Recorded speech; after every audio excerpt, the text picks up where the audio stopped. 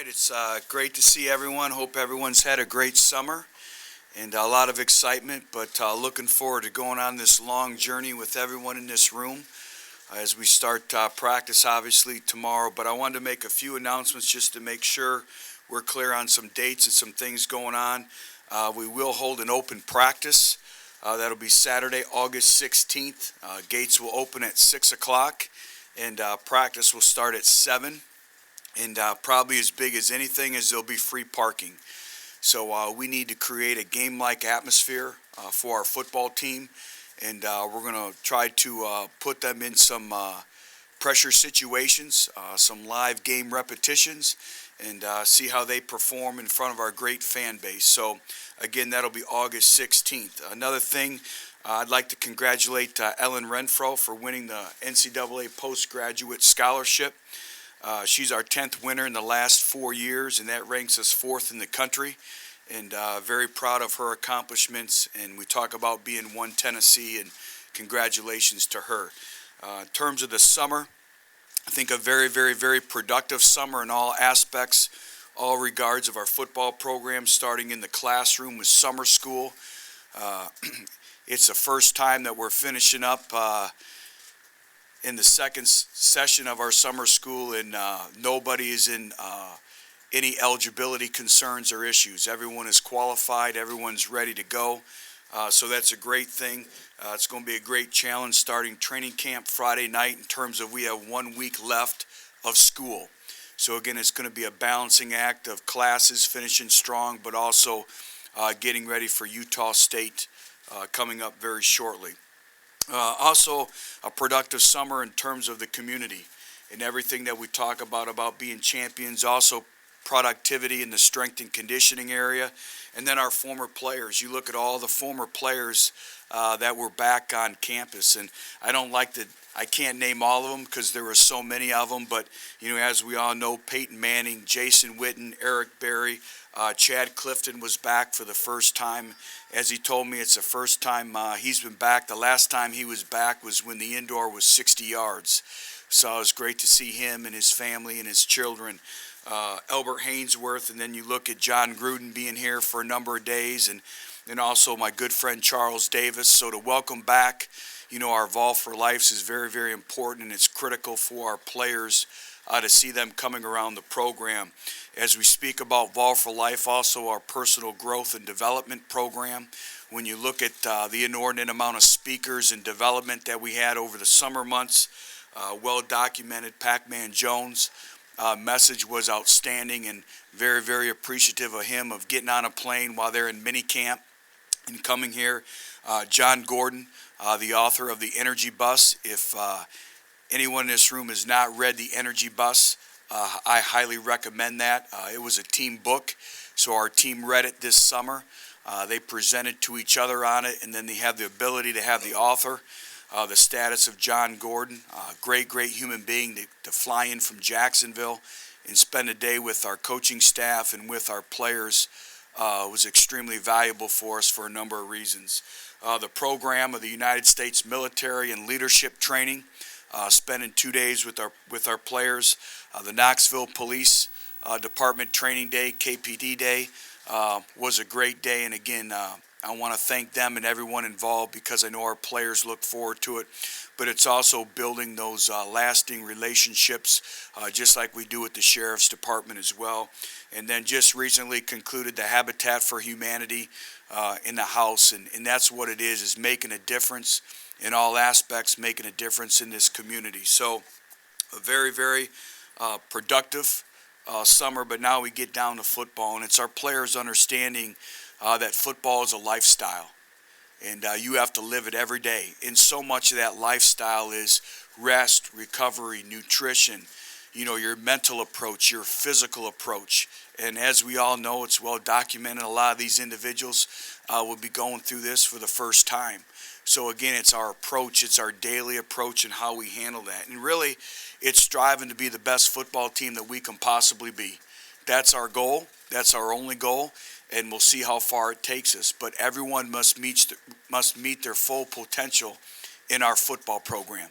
And we're going to challenge them each and every day to meet that goal. So the culture's in place, the language is in place, but there's more to it. It's earning that right to win. It's not just hoping to win, but it's earning that right to win in your approach, your team chemistry, your leadership, your toughness, both mentally and physically, or what I like to refer to as your mental conditioning. It's players stepping up and making big-time plays. It's that consistency and performance that we talk about each and every day. That's what goes into earning the right to win, and you have to earn that every single day. The last thing, and then I'll open it up to questions. The key in being the best team that we can possibly be is learning how to manage the natural adversities that a very long football season brings about, even in training camp. How do we handle those adversities? How do we handle setbacks? How do we handle the time demands? And so much goes into a student athlete that a lot of individuals don't realize in terms of time management with a full academic workload. And then you have your study hours and your study table, and then you have community service. You have your 4 hours of football or 3.5 hours of football. You have your rest, your nutrition. You're getting up at 6 a.m. to get treatments. So much that goes into it. In your mature teams, the individuals that can manage those are usually the teams that are winning championships come November and December. So again, it's focusing on the process one day at a time. And again, it's great to see everyone. And I'll open it up to questions. How physically different is this team you're in a camp with as opposed to a year ago? Well, much different in terms of physicality or physically or overall development. Last year at this time, I'd be sitting up here and, I'm quietly concerned in our strength levels. We had 0 players on our football team who could squat over 600 pounds. Very few 400-pound bench pressers. Our flexibility was not where it needs to be, and we're still not where we need to be overall as a program. But as I sit here before you today, we have 11 individuals who can squat over 600 pounds. If you look at our bodies, you'll see them tomorrow night on the field. They've changed. They're in great condition, but there's a difference between the strength and conditioning levels and being in football condition. And so much is focusing on the play, letting it go, and thinking. And this is a thinking man's game. And we always use the expression, you can't let the mind tie the feet up. But in terms of our overall strength levels, night and day difference. Dave Lawson, Mike Sershin, our entire strength coach, I feel they're the best in the country. And they've done a great job of really developing that. And our players have been consistent all summer long, which has been great to see as well.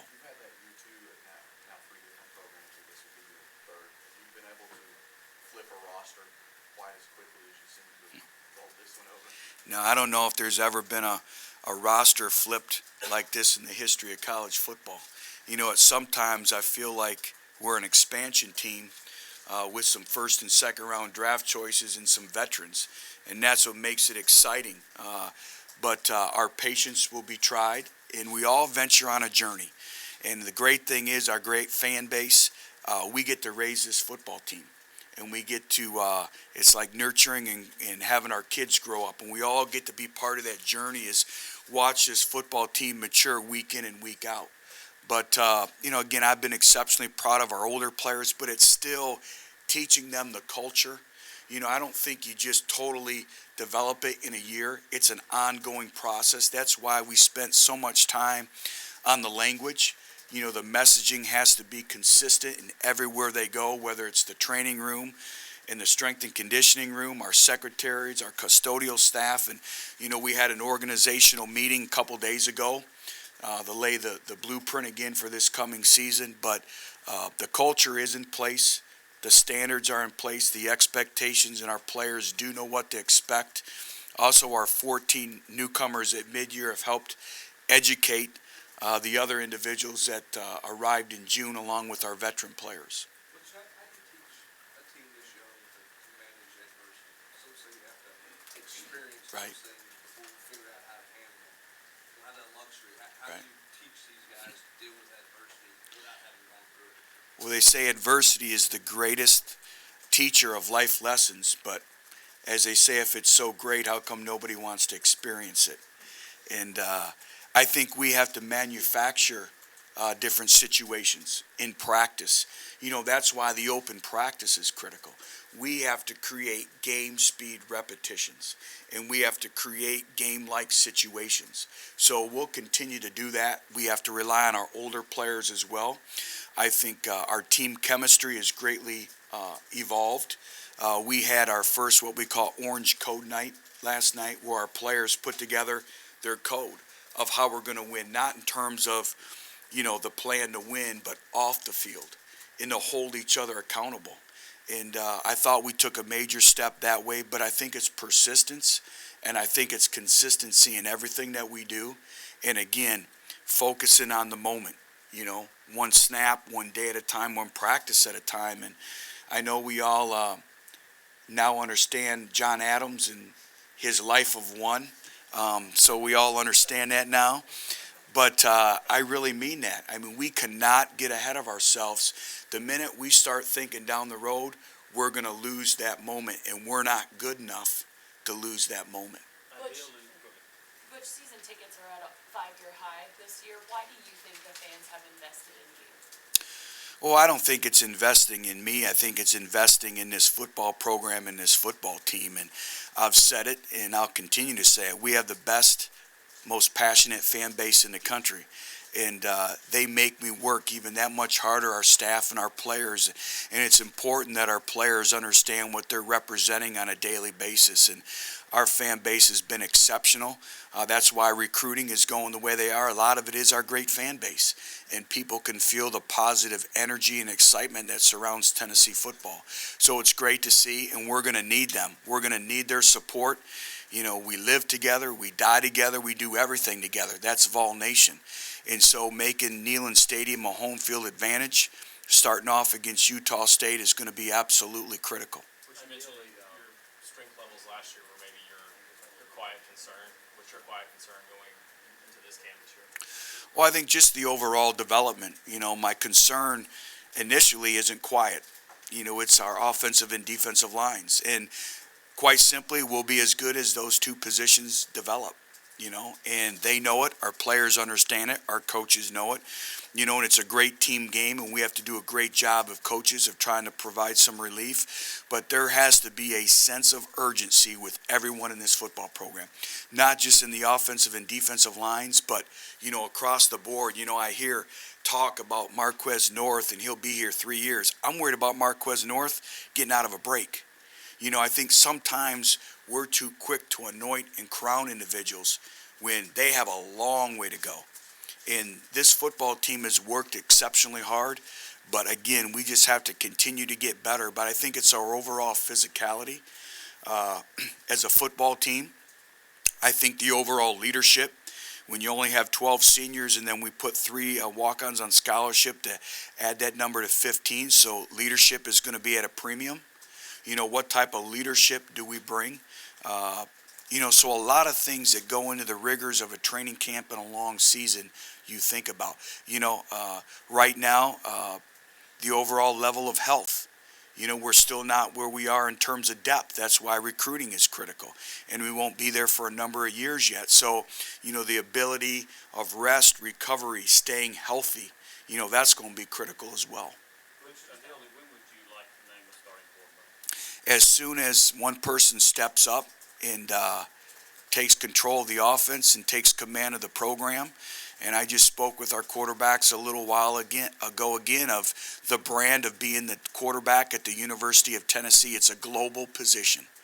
And there's not very many brands across the country when it comes to quarterback play that is as more vivid, is more out there than being the starting quarterback at the University of Tennessee, and demanding that respect, that leadership that comes from that position for the entire state of Tennessee, for Vol Nation, but within, the 4 walls of the Anderson Training Center as well. There's a lot that goes into it. Managing the game, taking care of the football, elevating the play of others around them, holding everyone accountable. That's critical. So, productivity on the field, but also off the field as well. You think it's important to name somebody before game week? No. I mean, we'll know maybe for you guys so you can write about it all week, but, for us, it doesn't matter when we name.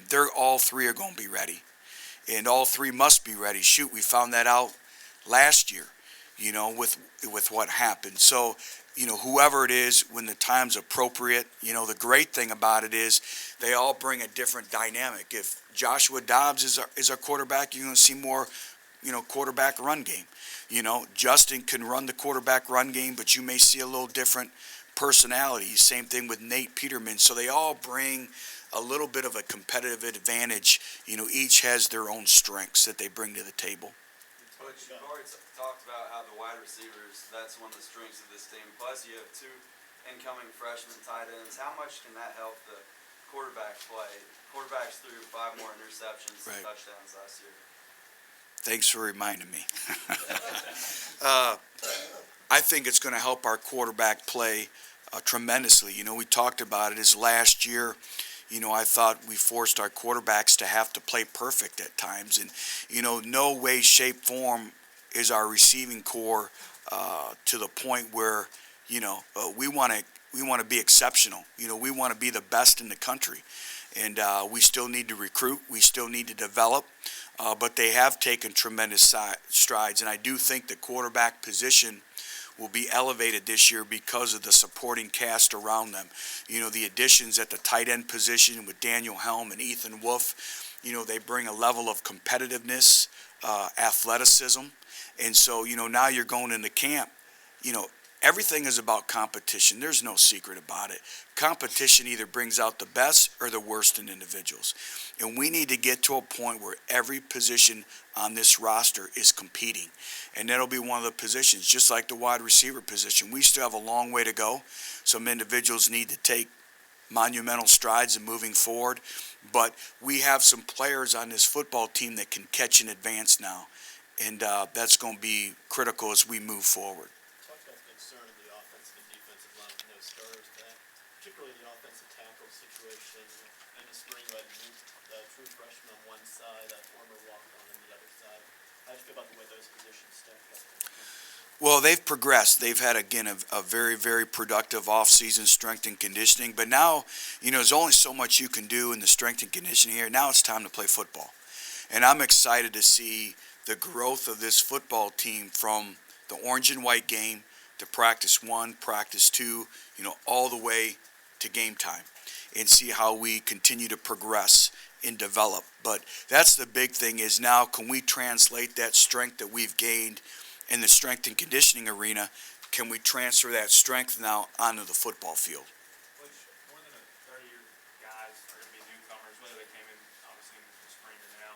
How imperative is it that they keep up to speed and they don't, lose track? Obviously, you want to take it slow with freshmen and stuff, but how important is it that they kind of stay in step with where you want them to be? Well, again, it's critical because everything is about installation, and every day is new install. So once they learn something new, you're moving on. And if you don't keep up, it's just like academics. There's no difference. You're always moving on. So if you don't get part 1, you're going to struggle with part 2 and part 3 and part 4. So that's where you rely on your older players. We'll do a lot of walkthroughs and different things. We've had a company come in and assess how our players learn, their ability to learn, how we teach them, and each individual learns differently. Some, learn by seeing it done on the video. Some learn by drawing it. Some learn by doing it. Some are audio, some are visual. Some are hands-on, and so it's going to be a great challenge for our coaches to try to reach every individual in our program, and that's why I talk about there's a difference between teaching and presenting. Anybody can get on a PowerPoint and present. We have teachers in our football program, teachers of the game of football, teachers of the game of life, and I talk to our coaches all the time. It's hard to be a college football coach because there's 4 elements that go into being a college football coach. 1, you have to be able to scheme. 2, you got to be able to teach fundamentals. 3, you have to be able to recruit. 4, you have to be able to evaluate talent. And really 4, but then 5th is mentor. is make a difference in their lives and be a father figure. So there's so much that encompasses of going into being a college football coach, and that's what I look at. I rank our coaches, and they know exactly where they're at, and when you throw in the mentorship and being a father figure, all 5 elements, we discuss. So again, we have to extract every ounce of value we can of everyone in our football program, and everyone has a role, and they must understand their role. It may be 4 snaps on special teams. If that's your role, you need to excel in your role, and you need to understand your role, and you need to embrace your role. That's going to be critical. You talked about teaching. How much, I know obviously I haven't started practice yet, but how much do you think those 2 extra hours a week of in the classroom with the guys, how much of a difference do you think that'll make compared to years past when they couldn't do that? Well, especially with a young football team, I think it's going to benefit us greatly. And that's why I'm excited to see it practice 1 and practice 2. And it was a balancing act for us. I know that's been one of the number 1 questions across the country is how was, the new 2-hour rule. For us, it was challenging because not only are you trying to develop them mentally, but you're trying to develop them physically, especially offensive and defensive linemen. So, the more time you spend in the classroom, the more time you're taking away from their personal development in the strength and conditioning area. So we had a plan. I believe we executed the plan very, very well, and but it has been a big benefit to our players. Coach, can you describe the changes that Dontavis Blair has gone through since the end of spring practice to now? Yeah. And then do you think he was motivated by not coming out of spring practice at the start? Well, Dontavius Blair is extremely motivated, and he's had a great offseason. He's done exceptionally well in the classroom. He's really changed his body from his strength levels, just his overall body makeup. We check the bod pod. We do that test, all the time, and he's made tremendous strides. Now it's that confidence in his ability. Again, now it's how does he apply his offseason to on the field. But, we're going to need him to step up. We have who we have. That's not going to change. But I like the direction that he's going right now. Butch, when you break down your new signing class between the January guys and the summer school guys, those January guys obviously got a big head start. Is there a limit on how much these new guys can get done between now to catch up? Well, you bring up a great point, and it was interesting to see is the difference that about 6 months make in the development of 17 to 18-year-olds is amazing.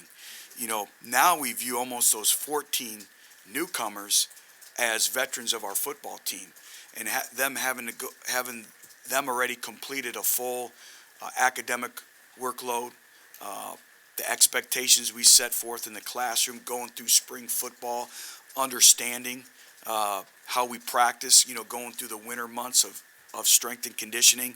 They've been a great resource to the other signees, but when the newcomers in June came in and the 14 that were here, there was a big difference. But the individuals that reported in June, they've really caught up. But you are right, and we'll only know that, Mike, when we get on the field. That's when we'll know. And we'll see, the retention from the spring will be very big for us in moving forward, the retention from the 2 hours a week in our meetings, but also the ability to maintain information and continue to learn more and more as we progress throughout training camp. In your experience at Central or at Cincinnati, have you had guys come in later and be able to, by opening day, be where you want to be or close? Yeah, we have, and we also say, they may not be ready game 1 or game 2, but, kind of the measuring stick or we may point to game 3 or game 4. We may say, hey, we just need to continue to progress in our goals to have him game ready by SEC play. So again, every individual's different, but every individual has a different timetable in terms of how they develop and mature. But as we know, this league is very unforgiving, especially when you play a lot of true freshmen. And you look at a lot of the great players that have played in the SEC, and you look at their play from their freshman year to their junior years or their senior years, it's remarkably different. But it'll all be based on how they develop, but we have a plan for everyone. So, Coach, for the full year under your belt here in the SEC, is there anything that you learned about the conference that you didn't know going into it? Is there anything from last year you can take with you into this season to help this squad get over the hump, get for bowl games? Well, I think you're always learning. and the minute you stop learning, you need to quit what you're doing and move on. And so you're always constantly learning. I don't know, I think it's more solidifying what I believed in this conference. And, I've said it, is you want a mark of a great quarterback? The mark of a great quarterback is the ability to lead his team from behind on the road in a 1-minute drill. That's what makes great quarterbacks. And so I think the thing is managing the natural adversities that a football season endures you to. In this conference, when you go on the road, you're going to play in hostile environments. You better learn how to embrace it, and the concentration level is twofold. So you have to be at the top of your game. I think just the overall daily grind of a long football season, from the media attention, now the addition of the SEC network, it's going to be SEC football 24/7. That adds to it. The scrutiny that they're under. So much that goes into it, just the overall daily grind. Coach, you've referenced the line of scrimmage being a concern. You've referenced all the freshmen. And on the defensive line, that really that comes together. Just how prepared do you think some of those newcomers, Michael, Wayne, Derek Hart, can really help the spot where stuff the freshmen come in play? Well, it is tough, but they have no choice. They're going to have to help. And, it's hard to really gauge just in helmets or in skill development sessions or whatever you do. You'll know more when you have to apply physicality to the thought process, to the thinking.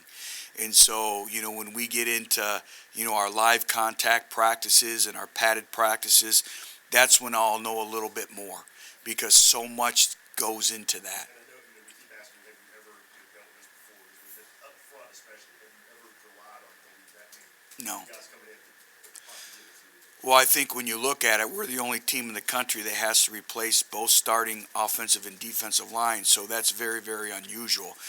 But quite simply, it's the reality of building a program. It's something we all knew coming here, and it's a great challenge. But also, I think of it as a tremendous opportunity. It's a tremendous opportunity for Matt Crowder. Matt Crowder has worked exceptionally hard. Hey, now's your opportunity. Go grab it. Go take hold of it. Marcus Jackson. We redshirted him because we knew that this was coming, in the near future. So now's your opportunity. You've waited for this. You didn't play last year. Go take advantage of it. We talked about Dontavius Blair. You paid your dues in junior college. Now go take advantage of your opportunity. So there's opportunities, all over the place for individuals. Jordan Williams is probably the greatest illustration on our defensive front. Has played sparingly, has worked exceptionally hard. Jordan Williams has had as good of an offseason as any player in our program. He's a great spokesperson. He's leading, but he's put the weight on that we've asked him to put on, and he's had a very productive offseason. Now, go take advantage of that. Reward yourself. Reward yourself for the many sacrifices that you made in the offseason so you can excel during the season. So I think there's a lot of good storylines waiting there of individuals that have worked exceptionally hard. Corey Vereen's, another individual. Dan O'Brien, hey, now's your time. Go get it. Take advantage of it. What you stressed improving the team speed last year, you brought in a lot of new guys in the secondary. How much of a difference do you think that'll make this year? What do you expect to see out of that group? Well, I anticipate us being and playing at a little bit different overall team speed-wise. I think the biggest area that you will be able to see that marked improvement is in the special teams game, in your coverage units. We all remember what happened in Auburn, and that drastically changed the whole complexion of the game. And so I think when you add, an Evan Berry, an Elliott Berry, a Rashawn Golden, a Todd Kelly Jr., a lot of those individuals, when you add them, Cortez McDowell, all these individuals, it should improve your coverage teams and your special teams game. I think that's the other missing piece that we haven't spoke about yet, is everyone wants to talk about the offensive and defensive lines. We have to replace our MVP. We have to replace our entire kicking game in terms of place kicking and punting. And Michael Pilardi was a constant force for us last year, whether it was playing field position and punting or the reliability and consistency in the field goal kicking. And so I think that's another storyline as well is, as we continue to develop our football team, how does our kicking game play in it? Because playing great defense is all about field position. Playing to your defense and making a team methodically drive the football. And so that's a byproduct, again, of great defense. And then starting field position for your offense. If you're having to go a long field, you're not going to be very successful. Do we have a short field?